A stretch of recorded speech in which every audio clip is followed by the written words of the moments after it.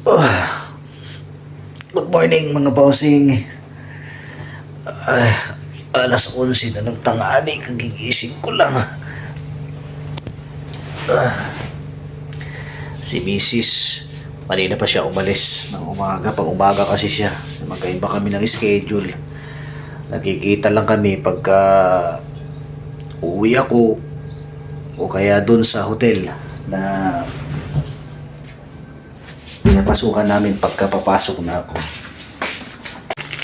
Luto muna tayo ng makakain natin mga boss. Ito, pancit canton. Nag-iisa na lang.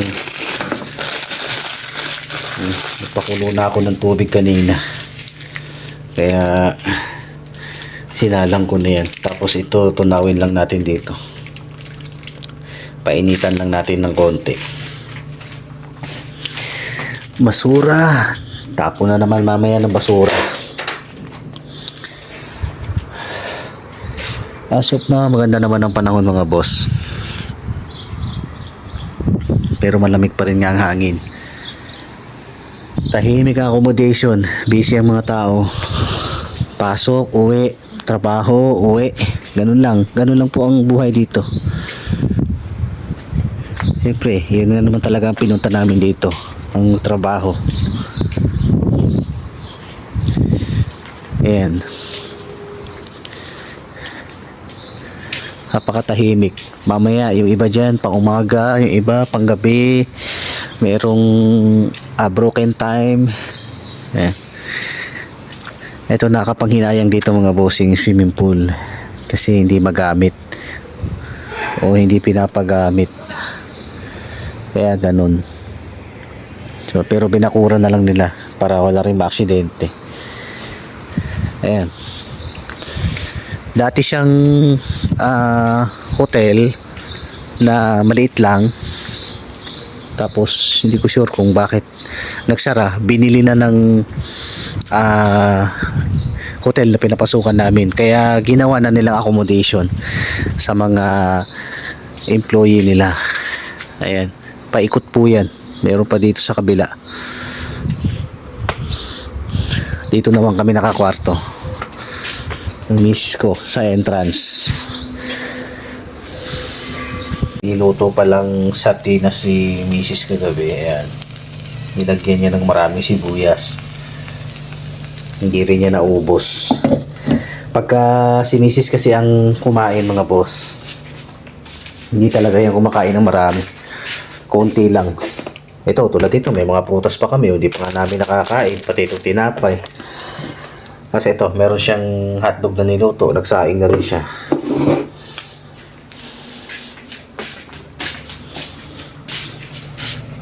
Palalambutin lang natin to para ma-mix natin mamaya. Ibabalik ko lang tong pinaghigaan nila sa akin mga boss nung nandito yung kapatid ni Mrs. Dito kasi ako natutulog masamantala dahil sila yung magkatabi. Ngayon nakabalik na si Giselle dun sa hotel nila. So magkatabi na kami ni Mrs. Hindi ko na to magagamit. Pampasikip na lang to. Kaya ibabalik natin to doon sa dati niyang pwesto. Doon banda.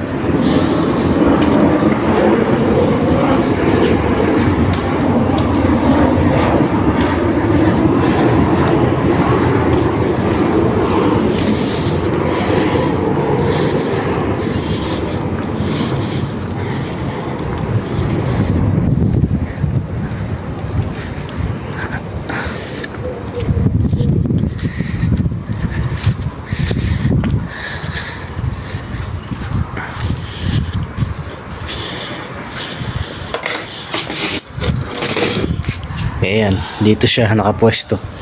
Ibinalik lang natin. Kain tayo mga boss. Ayan lang po kakainin ko ngayon. Pancit canton, hotdog, tsaka konting rice. Ayan, diet muna tayo. Pasok na naman tayo mga boss. Outfit check muna tayo. Naka-jacket at bonnet tayo. Dahil malamig ang hangin kahit na maaraw. O nga pala mga boss, update ko kayo dun sa may kinukuha kong documents dun sa HR manager namin. Naipasa na niya sa akin. So dapat ngayon ang balik ko sa may accountant o sa logistic. Kaso may pasok na tayo. Medyo alanganin tayo sa oras. Nag-email na rin sa akin yung accountant kasi nangako nga ako na ngayon ako pupunta. Pero sinabi ko sa kanya na bukas na lang ako pupunta ng umaga. So bukas mga boss, mapapa-complete ko na yung aking tax kung magkano ang babayaran ko or wala. So maging maganda naman. So abangan nyo bukas mga boss anong magiging resulta.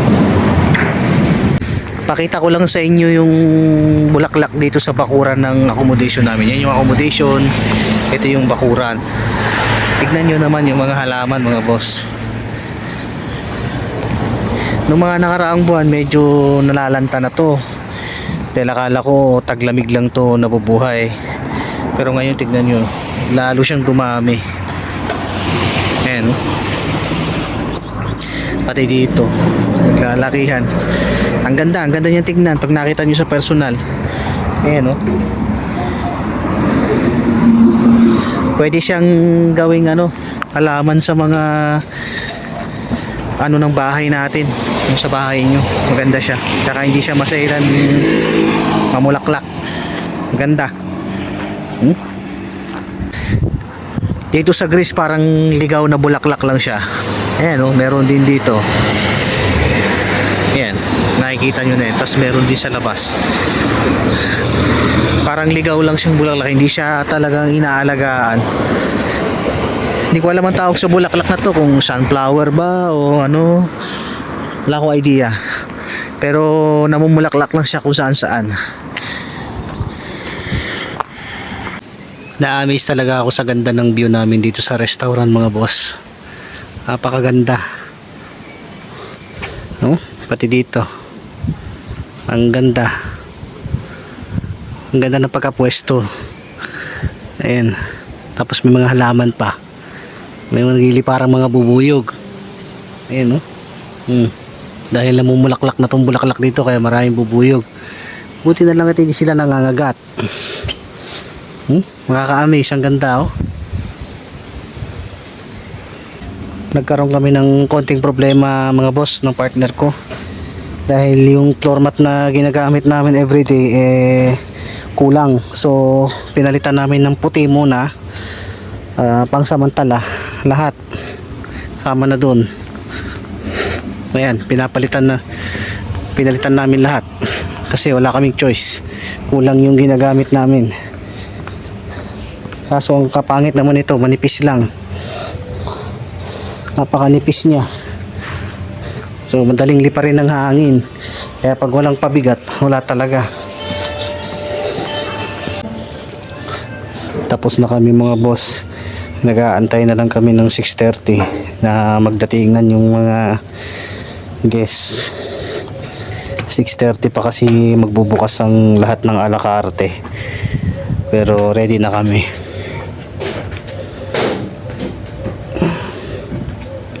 Kurado mamaya